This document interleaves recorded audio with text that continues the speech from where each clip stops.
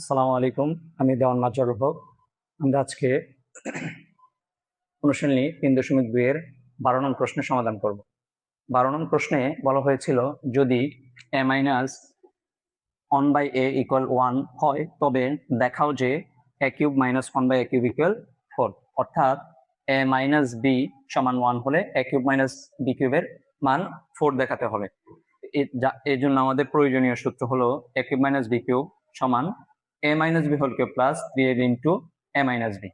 আচ্ছা, আমরা এখানে সমাধানটা দেখি। আমাদের গিভেন দেওয়া ছিল a মাইনাস 1/a ইকুয়াল 1 এবং লেফট হ্যান্ড সাইড হলো a cube minus 1/a cube. এখন আমাদের a কিউব মাইনাস 1/a কিউবের সূত্রটা কি ছিল? আমাদের চিহ্নের আগে a আর আমাদের b এর জায়গায় হচ্ছে 1/a, তার মানে আমরা 1/a টাকেই b কাউন্ট করব, অর্থাৎ a minus b whole cube plus 3ab into a minus b। ঠিক আছে, তাহলে আমার a মাইনাস b এর মান কত? 1। আমি 1 বসালাম, উপরে কিউব, সূত্র অনুযায়ী আসছে plus 3 into a minus b এর মান হচ্ছে 1। 1 কে কিউব করলে 1ই হয় এবং 3 কে 3। 1 প্লাস 3 ইকুয়াল 4 দেখাতে বলছিল আমাদের, সেজন্য 16। ঠিক আছে।